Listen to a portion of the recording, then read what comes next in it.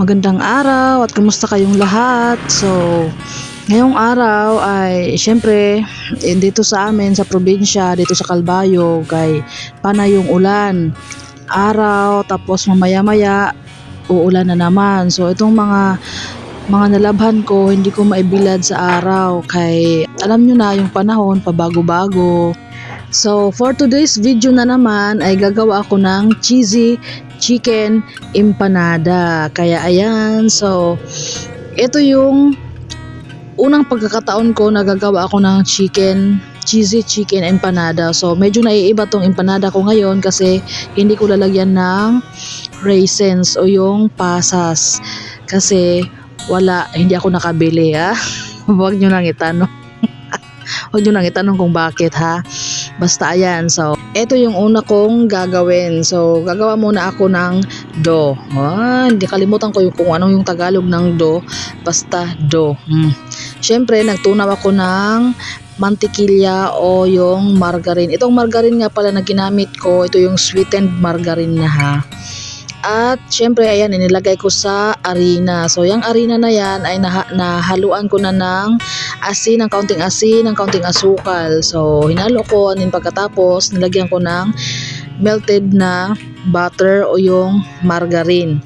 At syempre naglagay din ako ng 2 itlog, tapos naglagay ako ng tubig. Yung tubig naman ay paunti-unti lang yung aking inilagay na tubig. Kay depende rin naman yun sa gagawin mong dough, sa dami ng gagawin mong dough o tapay.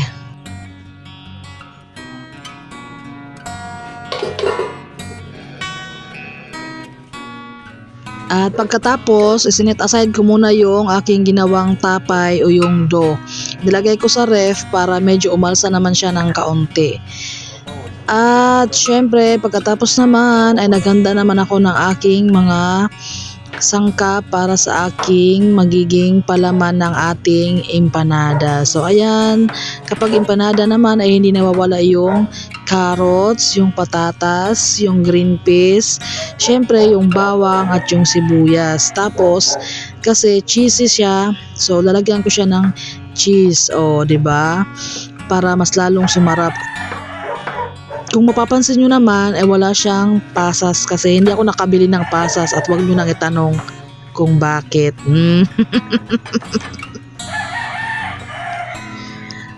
At ayan, so naghiwa na nga ako ng sibuyas at ng bawang. So panoorin nyo na lang, huwag nyo na ako magsasalita. Basta yan na yan.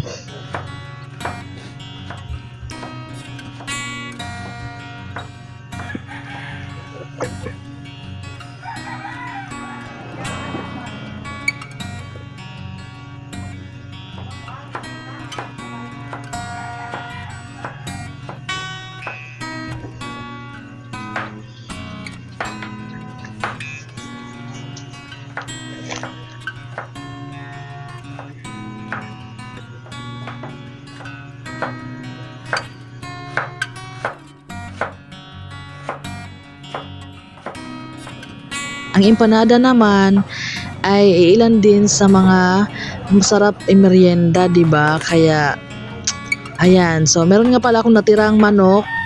So hinimay ko siya. At ayan, so yan yung kasama sa ating magiging palaman.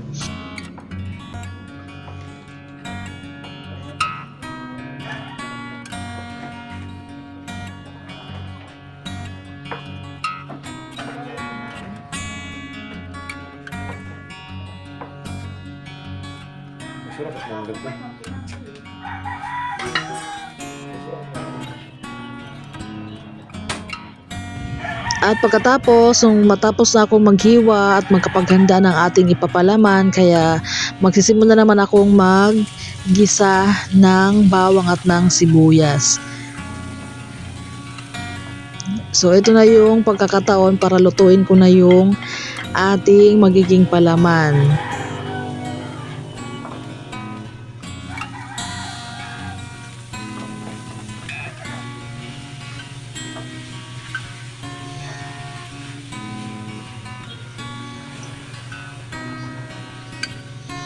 So alas 3 na pala ng hapon ng mga oras na yan at syempre oras na ng merienda. Kaya saktong-sakto lang kasi eto at gagawa ako ng empanada para sa merienda.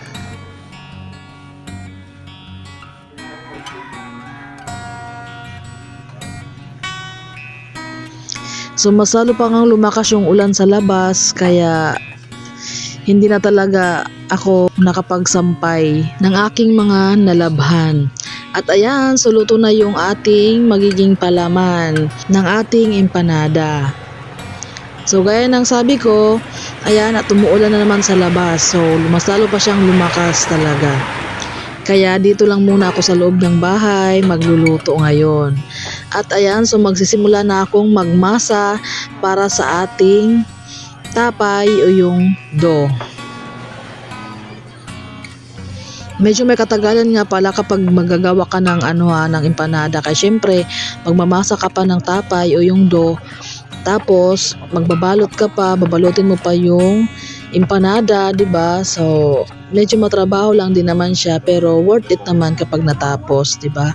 Lalong-lalo na kapag marami yung ilalagay mong palaman tapos sinamahan mo pa ng cheese, ay nako talaga, sobrang sarap.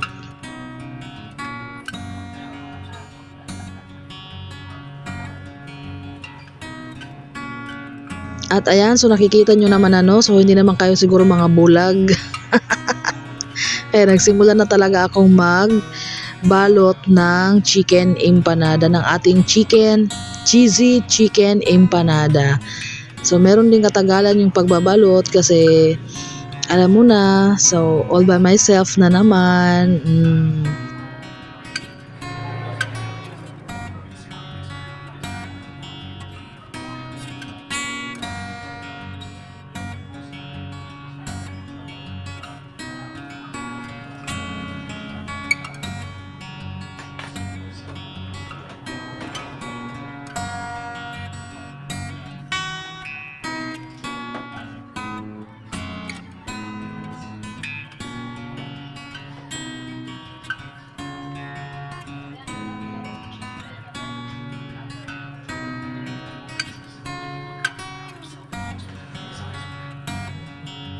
So shortcut na tayo kasi medyo matagal na yung ating gagawing pagbabalot ng ating empanada.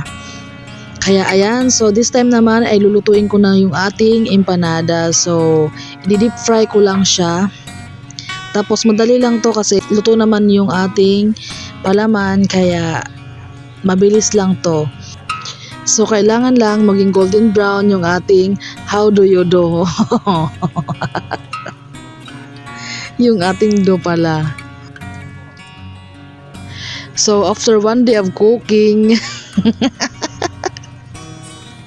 joke lang. So ilang minuto din ay nakatapos din ako sa aking pagluluto. Kaya ayan, so yung aking merienda kasi natapos ako ng alas 6 na ng hapon. Kaya ito yung merienda kong ito ay nagginawa ko ng hapunan kay sa dami na ginawa kong behind the scene kaya ginabi na talaga ako dyan.